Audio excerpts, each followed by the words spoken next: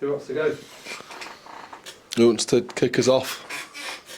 Well, why don't I start? Hi, nice to see you. Yeah, well, you're right. Very well. Good luck with the nativity play. If you have to rush off, don't mind us. 6 o'clock. That's compulsory. We're good for time. You got to get it quick. Yeah.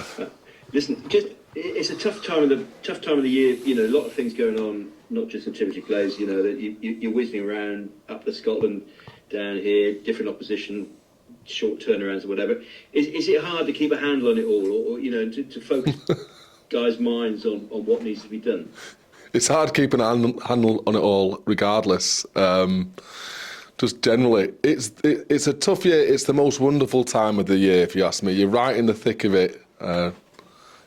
You're in the mix of two really important competitions, and the next 9 weeks will be the making of us. I've said it to the lads. It'll be the making of our season. So I'm loving that challenge and leaning into the work, if you can call it work, the short turnarounds, the flying in and outs on the day and playing like mega teams, Racing this weekend, Glasgow last. You've just got to roll with the punches, right? You've just got to roll with the injuries, the little knocks, try and stay ahead of any kind of emotional lows that people get around this time of the year. Connect with the lads as much as you can. You know, we took them off site yesterday to the UK's largest sauna for recovery. And then we had a little brunch as well. And it was enjoyable, you know, like you've got to do that, and that them having a laugh, I'm certain helps them recover faster on a 6-day turnaround than there would be if they were in here and having meetings and the like. So we've got a Santa's Grotto on Saturday, and we've got a gathering Saturday afternoon. That's just the fun. That's, you know, because otherwise it all becomes a little bit too business-like. You've got to have fun as well as you got to work hard and play hard. That was a long answer. The world's biggest, or the country's biggest sauna. I've got to ask what that entails. I mean, how many people are in there? 30 people.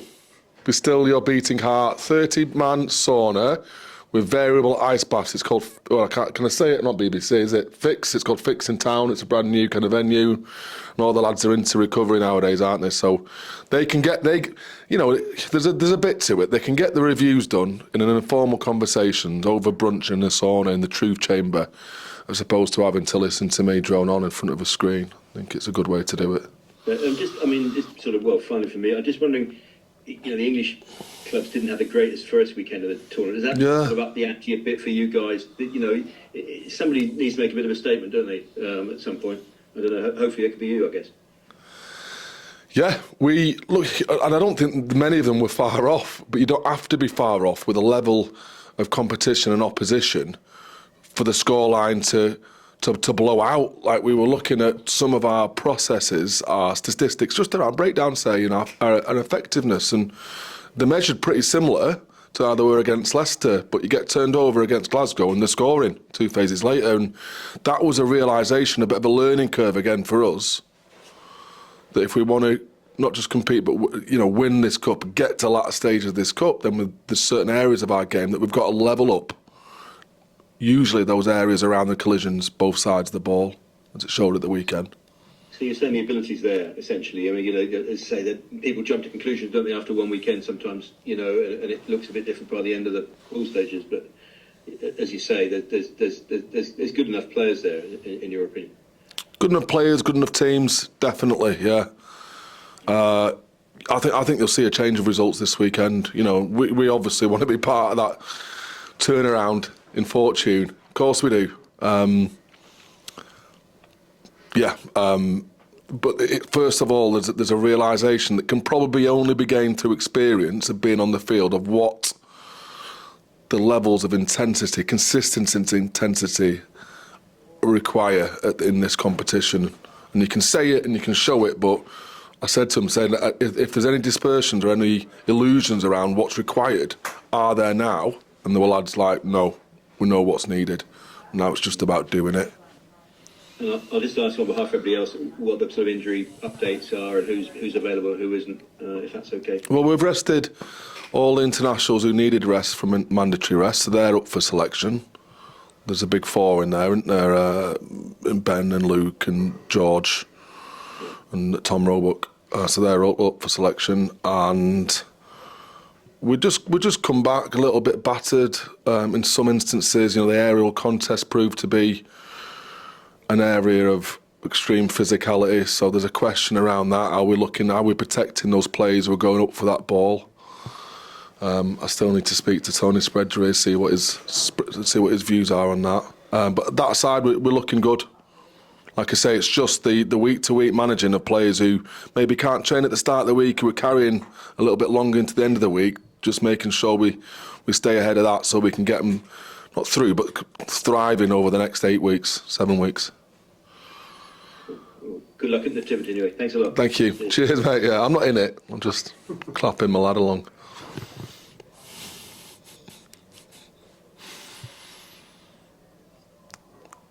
Hi, Al. Oh, sorry. Hey, Liam, how are you, mate? So, I've not seen you for a while. Can you hear me okay, yeah? I can. Yes, I can. Very well. It was this time last year I saw you in Dublin, actually, in the same competition, wasn't it? Yeah, we're over. You could have got a result that day, unfortunately. It didn't happen. No. Yeah, it's good to hear that you think you have the ability, etc., to close this gap. I mean, like, you take a club like Racing Metro, they've thrown millions over the years at the Champions Cup and never quite got there. I mean, it kind of it reinforces how difficult the tournament it is to win, doesn't it? It really does, yeah. Yeah. Yeah, because you think, we come on the back of Leicester and a really good performance, and then, like I say, even those standards weren't good enough against Glasgow away. So it's another bit of a learning curve, and we just said to ourselves today, like, we need to up the levels. Like, we can't accept that last week was good enough in the Prem because it won't be good enough for Racing. As our standards were against Glasgow. That's why it's a great cup, isn't it? Get to pit yourself against the best in the best stadiums.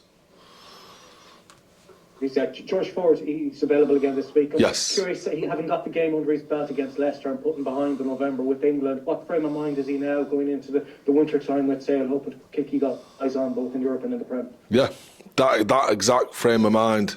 He's driving, taking hold of it, which is where he's best. Not on the fringes of a squad, but right in the heart of it, driving the intent, the language, and the standards. So he's come back in today, and he was very much a part of it again. And that's what we spoke about, Liam. He just felt like he was in and out, and not really a consistent member of that England squad over the autumn internationals. Certainly not on pitch. And he wanted to get some games, get some form, and really grab hold of something. So we facilitated that for him coming back in. Yeah, pity he hasn't got a head-to-head against Dunfermline this weekend. Pity, yeah, massive shame, isn't it? Yeah, and just further on, Johnny Hill came back into the frame. Been a long while since we saw him play. I mean, look, it's very hard to judge him on the basis of 30 minutes up in Glasgow, but just to have him back playing, etc., has it changed the way he looks on the game now that he's part of the squad? You know what I'm saying? He's back involved, he's playing again. He's not on the outer looking in at all these guys going playing on week after week. No, but he was very involved. Like I asked him to be, not to be a ghost. Like I wanted to be involved in the unit meetings, which I mentioned last week. So he's been a constant kind of voice and influence on the lads. So the transition of him coming back in probably hasn't been as difficult because he's still been there as a presence. He was worried about his lungs at the weekend because I looked round at him and I could see it in his eyes. I was like, oh. He was a little bit worried, and it was a 4G and all, but he said he felt good. He said he felt, for that half an hour that he was on, he felt like he could do more. So you'll see more of him this weekend. Okay, just a question from my neck of the woods. Clive McElroy started in Europe last week. I'm sure with Luke Dickey he might start this weekend. But just he's a guy who's had a load of clubs and never quite fitted in. You know him from way back at Saracens. Have you been able to put your thumb on it as to why he hasn't fitted in? And maybe now Sale, given the through to the end of the season, has been signed, there might be that opportunity for him to kick on in his career. Put my thumb on it. Yeah, he was destined for good stuff. Way back when he came to Saracens from Ireland, I forget what province. You'll know better than I will. He was at Leinster and he was like ready to play on the Yeah. Ireland under-20s in the World Cup, and they pulled him from the World Cup because he signed for Saracens that time. There you go. Well, there you know better. So, and then you know, dropping out of that Irish system, sometimes it's more difficult to get back in, like with any system. He was behind 3 really good hookers at Sarries, in John Smith, Shalt Brits, Jamie George. You know, really good hookers there for a long time. So I'm just trying to piece this together. And once you make your bed as a player that's gone overseas, like I say, maybe you get labelled that way. Maybe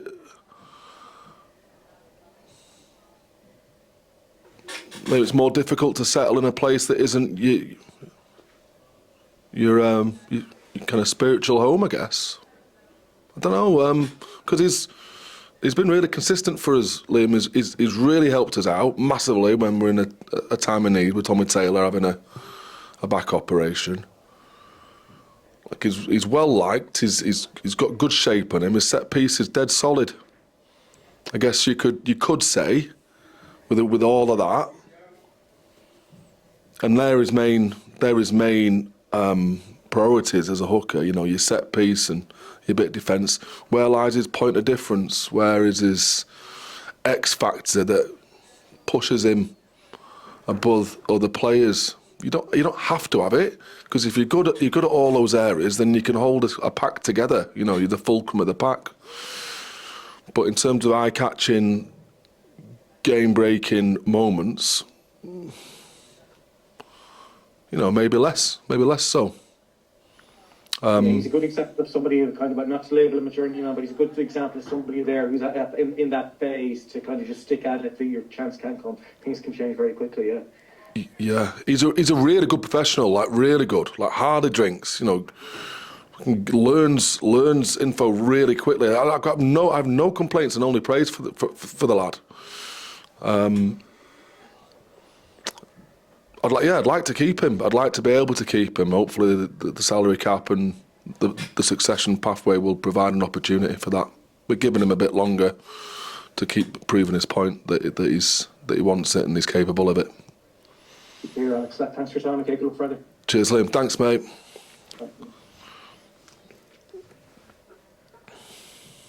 Hey, Alex, I'll go next if that's okay. Yeah, of course. Go for it. Shoot, yeah. Yeah, I just wondered, it's a bit of a cliche, isn't it, about French sides not travelling well, maybe not being as committed to the European competition as the British sides.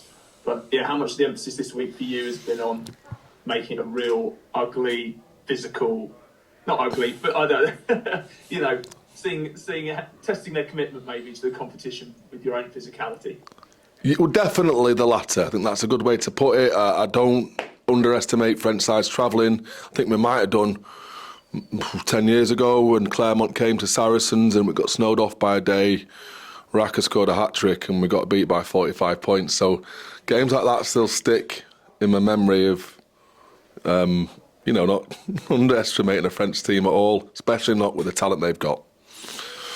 I don't think we'll need to make it physical. I think they'll bring that on their own. Woki, Tuisova, you know, two really physical Fijian wingers. You know, you pick your lot out of those guys, heavy pack, who maul a lot. I just think that they'll bring that physicality, and we've got to better it on our own midding, you know, with our families and friends in the stand cheering us on. So I'm quite excited by that when people come to us with that kind of intent and that kind of game model. It'll back us to step up in that regard. I was going to ask about Waisea Seibu. Yeah. Am I right in thinking he's done his mandatory? Did he play enough and then have a mandatory week up? Is that an RPA thing? He's available this week, isn't he? Yes. I don't think it was a mandatory thing for Waisea. He did come back in late and he came back with a bit of a niggle on his knee, so he couldn't train that first week. So that put him out for the Leicester game in terms of selection. Have you been? Go on. Sorry, I just wondered if you've been tapping up for knowledge, both from his time in France. Obviously, you mentioned Tuisova, and they got 2 Fijian wingers as well, 2 of his teammates on the wing. Has he been yeah, any use in getting any inside information on those guys? Not really. Nothing other than what you can see from the videotapes, which is they are freakishly powerful, aren't they? Those guys. But yeah, I haven't gone to them and said, like, tell me something that we can tell to the lads that can get under the skin, and none of that kind of gamesmanship stuff. We've tried to focus on our own structure, our own game model. Because when you're looking at theirs, a lot of it looks like they play what they see, and they rely on the decision making of really good individuals. Where we have a bit more structure, as you know. And in the past, that's how we've been able to, or English teams have been able to better the French sides through strategy. And would say, yeah, structure to a degree. Frustrating a French team that want kind of really high transition and high ball in play time compared to English teams who traditionally have had to kick a little bit more and lean into a set piece. Things like that. Not that we're going to go that way this weekend, but structure that unleashes and it gives the lads an ability to express themselves is certainly something we're looking to do. And just finally for me, do you know if Sam James is going to be part of the... I hope so, yeah. Yeah, he got knocked out, didn't he? He got knocked out a couple of weeks ago. Old Jellyhead James. It'd be great to see him, because there's a good chance that Luke could be playing as well, so brother versus brother. Cool. All right, well, yeah, good luck. Thank you. Thanks very much. Hi. Hello. I was just wanting to ask, you obviously just said about you're focusing on your own structure and not modelling it against them. But is there any aspects of training that you've had to modify going away from Glasgow and towards racing? Always modify, tweak, shape, especially on a 6-day turnaround. On the back of a 6-day turnaround, you've got to, I wouldn't say preserve, but you've just got to manage the training loads to make sure they don't punch themselves out in a week. Glasgow, in some ways, you could analyse them and not predict, but see the patterns in how they played. Less so with Racing, and I think Danny Kerr said that after the game. Very hard team to try and unlock and unpick from an analytical point of view.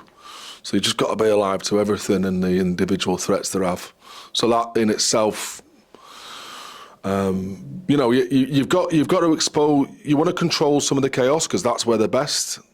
These game-breaking plays they have, but you've also got to expose yourself to a bit of it because it's going to happen at some point. So that's factored and will factor into training this week. And you were saying how they rely on players to make judgment calls through the game. Yeah. How does having really experienced players like the Curry brothers, Dupree, Ford, how does having them in the team impact the players, the decisions made on the field when you are maybe down or you need to bring yourself up further? Yeah, it's something we work on weekly, that we hire experts from outside the organisation to come in and upskill us, communication experts. We have 2 or 3 kind of reflective session planning and reflective meetings with the game drivers, of which kind of Curry's, Dupree's, Fordy are members of. So yeah, you're absolutely right. It's crucial that these guys are able to convey concise messages and actually in a way that it's taken on by the players. And the other half of that is the players have eyes and attention on these game drivers, these leaders, when the messages are coming in. Both are really important skills to possess, and both we practice during the week. Thank you. Thanks, Eleanor. Hi, Alex. Oh yeah, you're all right? Yeah, good. Yourself? I'm very, very well, thank you. Yes. Excellent. Just perhaps a more romantic one from me. Ahead of being up there for commentary on Friday, I just wondered whether it's fan, coach, player, what are your fondest memories of Champions Cup kind of times?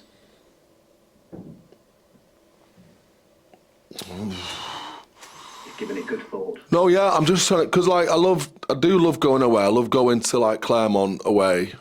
You're playing the French teams where the brass bands are playing. I love all of that. I love the atmosphere and like it's you against thousands type thing. It riles me that. Some belting nights out after some cup wins, like really good nights out. I think one lasted 2 days up in Newcastle. But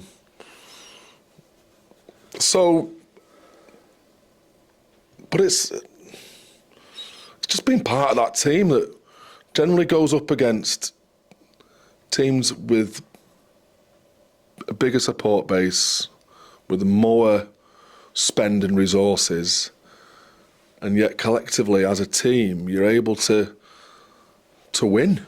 And that's like against odds, isn't it? It's against odds. It's against the supercomputer predictive powers. It's no better feeling than that because you know you've had to overreach almost as a group to overcoach, and not overcoach, but to overreach by coaching really well and getting some great alignment and getting emotionally spot on. And you have to do all those things to beat the best teams. And I guess that's it, isn't it? Like it's perfection of craft, then, isn't it? That's what I'm getting back to. This competition gives the opportunity to test your craft against the best, probably in the world, certainly in the Northern Hemisphere.